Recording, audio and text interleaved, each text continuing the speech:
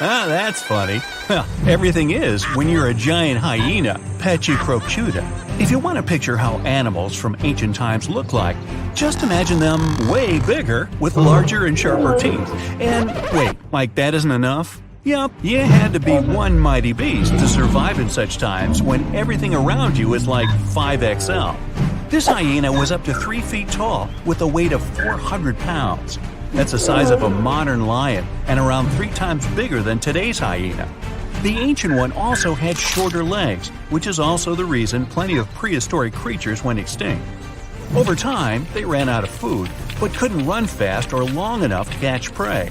Also, they couldn't escape quickly enough if there was some bigger guy nearby. Ancient and modern hyenas have quite similar habits. Diet, meat, meat, and meat. They both prefer to steal food from other usually smaller predators rather than go hunting on their own. And of course, they're both always smiling at everyone around. Cheese! You always somehow picture sharks as those marine animals we should be afraid of, right?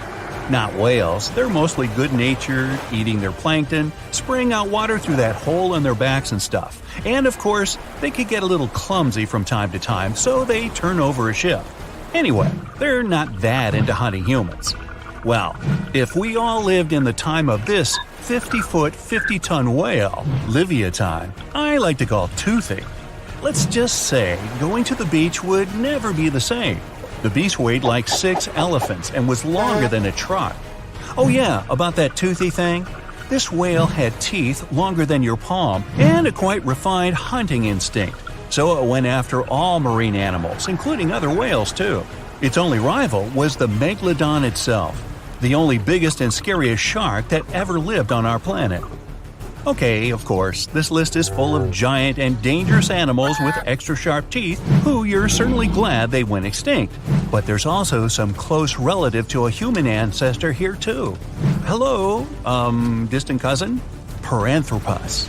So our cousin P had a big brain, well, at least for those times, and good reflexes, which is why they could defend themselves against some bigger and less brainy creatures that were after them.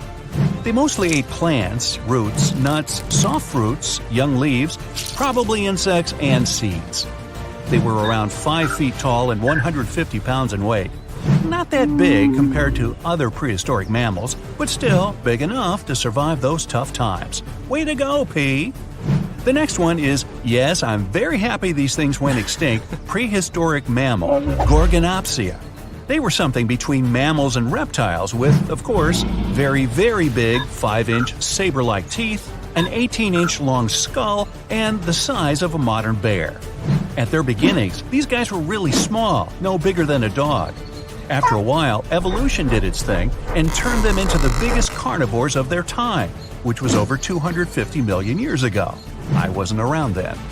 Scientists still don't know if they had clear skin, fur, or scales, but they do know these beasts had rather long legs compared to the rest of their body, which means they could run much faster than many other animals from those times.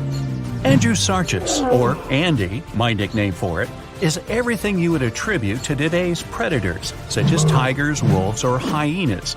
Only a bit more intimidating version, of course, with extremely sharp teeth. Who would have thought the biggest meat-eating mammal that ever lived is actually a part of the family where pigs, camels, and antelopes came from? It had the size of a modern bison, with a weight of at least half a ton. Andy wasn't that picky with the menu, so it went after most other animals that lived back then, which was around 40 million years ago. It seems ancient times were those where tigers or some other predators were afraid of pigs, unlike today. Yup, step back, Terminator pig, Entelodon, is on its way. Okay, research actually showed they were more like hippos, whales, and its cousin Andy. But this cool nickname has already been given, so we can't go back. Early Terminator pigs were no bigger than today's swines, but they grew to become cow-size over time. They also had short snouts, but a couple of million years later, evolution decided that's not scary enough and made their lower and upper jaws much longer. Oh, and they got an even sharper set of canines, a special How to Creep Your Rivals edition. Whew! Finally, an ancient mammal we don't have to be afraid of. Well, at least if we're not in its way, because if this giant accidentally stepped on you, squish. But at least its menu consisted of plants, so we would be safe at some point. Let me introduce you to the gentle giant thunderbeast, Brontotherium. It had quite a sturdy nasal horn, weighed 3 tons, and was 16 feet in length, which is bigger than a modern rhino. The size, unfortunately, didn't help it much. Andy was always just breathing down its neck, preying at it and its companions.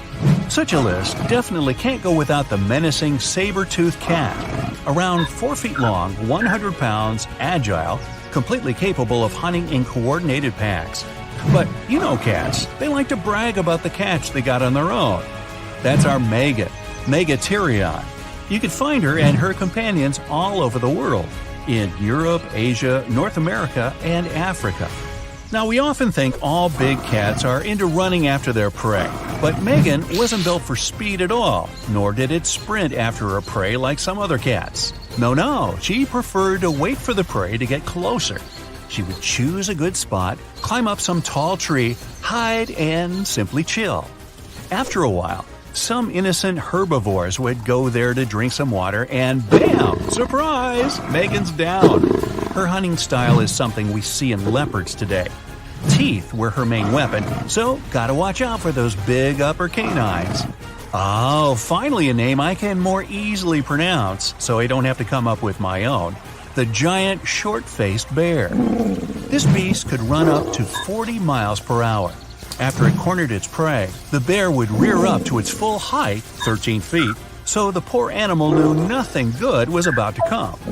Cave bears usually prefer vegetables, but as far as this short-faced one was concerned, nah, meat is way better. It liked to hunt as well as collect what other predators would leave behind.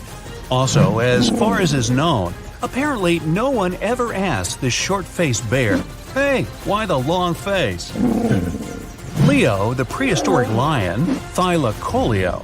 Gee, sounds like a pharmaceutical. Anyway, 5 feet long, 200 pounds, insanely strong jaws, sharp teeth, long retractable claws, muscular body. Hey, it's me. No, not really. It also had a surprisingly powerful tail. Leo actually comes from the land down under, where ancestral kangaroos live, and they also had quite strong tails to balance themselves. Okay, speaking of kangaroos, here's one small surprise: Leo's roots. You would think kangaroos, koala bears, and giant wombats were there just to live a happy life until they became someone's breakfast. But their family somehow raised an animal that looked like a saber-toothed tiger, but with bigger teeth. Yes, Leo, way to go, breaking the stereotypes. Leo was somewhere at the top of the food chain in his times, even though he had one quite strong rival, a giant monitor lizard, Megalania, or even some plus-size crocodile, Quincana. Okay, move guys, this is not a video about reptiles, wait your turn. Prehistoric age, dinosaurs ruled all over the region, making a mess, while other animals shiver in fear and hide from them. Hey, not so fast, dinos! There's Mr. R, Rhinomammus, a mysterious mammal that decided to stand up to the authorities. He showed up 130 million years ago and was a badger-like 3-foot-long animal. Doesn't sound much compared to the T-Rex and bigger dinos, but was way bigger than some of those feathery dinosaurs from the same time. Not only that, he would eat them.